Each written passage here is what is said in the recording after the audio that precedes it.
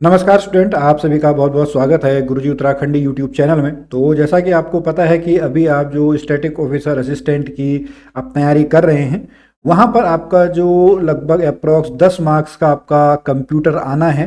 तो उसी के बारे में हम यहाँ पर आपका पढ़ रहे हैं। और आपको पता होगा कि हम हर वेनेसडे को आप लोगों के लिए कंप्यूटर से रिलेटेड कुछ जो MCQs हैं वो लेके आते हैं। तो आज भी हम कुछ क्वेश्चन करते हैं। तो हमारा जो पहला क्वेश्चन है वो है डाटाबेस के प्रबंधन के लिए हम उपयोग करते हैं। डाटाबेस का जो आपका मैनेजमेंट है वो मैनेजमेंट हम किसके थ्रू करते हैं? Microsoft Access, Microsoft PowerPoint, Microsoft Access, ये दोबारा आ गया, ठीक है, और इनमें से कोई नहीं। तो इसमें से जो आपका ऑप्शन सही है वो ऑप्शन नंबर ए और ऑप्शन नंबर सी सही है, ठीक है। ऑप्शन नंबर ए और ऑप्शन नंबर सी ये जो है ये आपका सही उत्तर है। तो माइक्रोसॉफ्ट एक्सेस से आप डाटाबेस का जो मैनेजमेंट है वो आप यहाँ पे करते हैं, ठीक है। और मैं आपसे चाहूँगा कि आप मेरा आंसर देने से पहले आप अपना आंसर देने का कष्ट करेंगे ताकि आपको पता लगे कि आपने कंप्यूटर में कितना पढ़ा हुआ है। उसके बाद अगला हमारा क्वेश्चन है, ये है, यह सॉफ्टवेयर समाचार पत्र, व्यवसाय कार्ड्स, फ्लायर्स, ग्रीटिंग कार्ड या पोस्ट कार्डों के बनाने के लिए काम आता है। तो जो आपका माइक्रोसॉफ्ट पब्लिशर है या माइक्रोसॉफ्ट प्रकाशक है वो आपका जितने भी आपके समाचार पत्र है, व्यवसायिक कार्ड्स हैं, फ्लायर्स हैं, ग्रीटिंग कार्ड्स हैं, पोस्ट कार्ड हैं, उनको बनाने के काम आपका आता है। तो इसका भी ऑप्शन नंबर क्या है? Option number A is the right answer. उसके बाद हम चलते हैं अपने अगले प्रश्न पे। हमारा अगला प्रश्न है, यह आपकी हार्ड डिस्क पर स्थान खाली करने में मदद करता है। देखिए आपकी हार्ड डिस्क है जहाँ पे आपका पूरा डाटा रहता है, ठीक है, वहां पर आपका जो स्थान खाली करने का काम है वो कौन करता है? डिस्क डीफ्रेगमेंटर, डिस्क क्लीनअप, कंप्यूटर व्यवस्थापक या कोई भी नहीं। तो आप समझ सकते होंगे कि जैसे आप मोबाइल फ़ोन में है या अगर आप किस में बात करें तो आप वहाँ पे क्या चलाते हैं? आप वहाँ पे क्लीनअप चलवाते हैं। तो इसका जो राइट आंसर है वो राइट आंसर क्या है? Option number B, disk cleanup, ठीक है। जो डिस्क क्लीनअप है वो आपकी हार्ड डिस्क में जो आपका जगह है उसको खाली करने के काम आता है, जिसमें वो जैसे कैश फाइल्स आपका बताता है और भी जो यहाँ पे कुछ चीज़ें हैं वो सारी की सारी आपको यहाँ पे बताता है। तो इसका जो राइट आंसर है, डिस्क क्लीनअप जो है वो हार्ड डिस्क में स्थान खाली करने के काम आपका आता है। Option number B is the right answer, okay. उसके बाद आगे चलते हैं, कौन सी इनपुट इकाई नहीं है? अब आपकी दो तरीके की आपकी डिवाइसेस होती हैं, एक होती है आपकी इनपुट और एक होती है आपकी आउटपुट। दो टाइप की आपकी डिवाइसेस होती हैं। इनपुट जहां से आप डाटा कंप्यूटर के अंदर भेजते हैं, जहां से आप जो डाटा है वो आप बाहर लेते हैं। तो देखिए यहां पर आपका जो इनपुट इकाई नहीं है, देखिए कीबोर्ड से आप बिल्कुल इनपुट इकाई है, ये स्कैनर ये भी आपकी एक इनपुट इकाई है, माउस भी आपकी इनपुट इकाई है, लेकिन स्पीकर, स्पीकर से आपका क्या आती है? स्पीकर से आपकी आवाज़ बाहर आती है। तो जो स्पीकर है वो एक आउटपुट डिवाइस है। तो इसका राइट आंसर क्या है? Option number D. कौन सी इनपुट इकाई नहीं है? तो कीबोर्ड, स्कैनर, माउस ये इनपुट इकाई है और स्पीकर क्या है? एक आपकी आउटपुट डिवाइस है, ओके। आगे चलते हैं। आगे हमारा जो प्रश्न है वो है, कौन सी आपकी इनपुट इकाई नहीं है?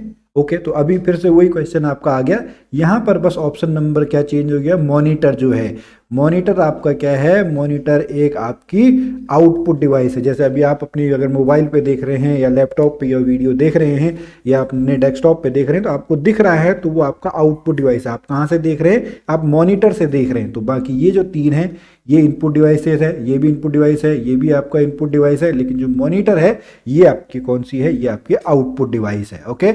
आगे बढ़ने से पहले मैं आपको बता दूं कि अगर आप अभी उत्तराखंड में सरकारी नौकरी की तैयारी कर रहे हैं और एएसओ के अलावा यानी जो स्टैटिकल ऑफिसर असिस्टेंट है उसके अलावा भी अगर आप तैयारी कर रहे हैं, जिसमें पुलिस का है या जो आपका लैब असिस्टेंट का है या उत्तराखंड जीके अगर आपको पढ़नी है, तो आप हमारी ऐप वेदाश्री लर्निंग ऐप को डाउनलोड कर सकते हैं। वहाँ पर जाके आप डेमो वीडियोज़ देख सकते हैं। अगर आपको अच्छे लगें तो वहाँ पर आप क्या कर सकते हैं? वहाँ पर जाके आप उनको चेक कर सकते हैं और उनको परचेज भी कर सकते हैं, ठीक है। अब आपका अधिक समय न लेते हुए मैं चलता हूँ अपने अगले प्रश्न पे।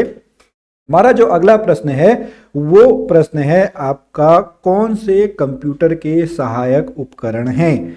कौन से कंप्यूटर के जो हेल्पिंग उपकरण हैं वो कौन कौन से हैं? देखिए प्रिंटर भी बिल्कुल करता है, स्पीकर भी है, मॉडेम भी है।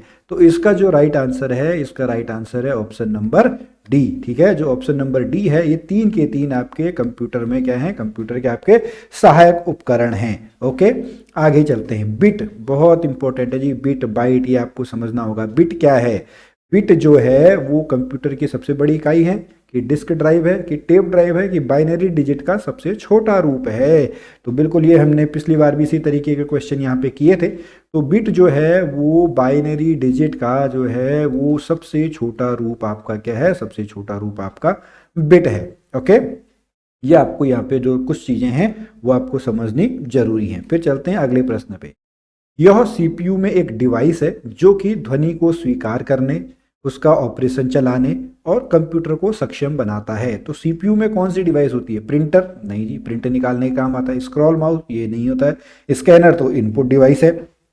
तो इसका कौन सा आंसर है? इसका जो होता है सीपीयू में आपका जो ऑडियो कार्ड है, ठीक है, जो ऑडियो कार्ड है वो क्या करता है, जो आपका इनपुट जो आपकी साउंड है उसको पूरा का पूरा मैनेज करता है। तो इसका ऑप्शन नंबर क्या है? Option number D. ठीक है, अगले प्रश्न पे चलते हैं। यह दृश्यों को डिजिटल रूप में कन्वर्ट करने में सक्षम है। मतलब जैसे अगर आप अभी नीचे साइड में देख रहे होंगे, आप यहाँ पे मेरी इमेज देख रहे होंगे, तो ये किसके थ्रू आ रहा है? जो मेरा लैपटॉप है उसके वेबकैम के थ्रू आ रहा है।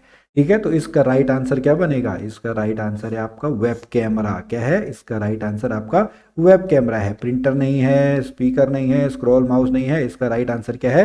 वेब कैमरा क्या करता है? जो भी सीन्स हैं उन सीन को डिजिटल रूप में कन्वर्ट करने में एक आपका क्या है? एलिजिबल सक्षम डिवाइस है। ओके, आगे चलते हैं।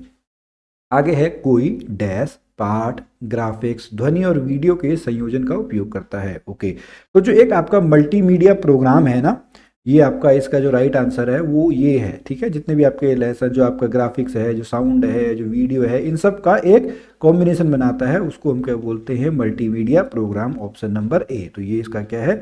राइट आंसर है। तो अभी तक आपके कितने यहाँ पे क्वेश्चन आपके आए हैं? तो अगर आप बताना चाहें तो आप बता सकते हैं, और अगर आप एएसओ की तैयारी कर रहे हैं तो आप हमारी ऐप को डाउनलोड कर सकते हैं। अगले क्वेश्चन पे चलते हैं।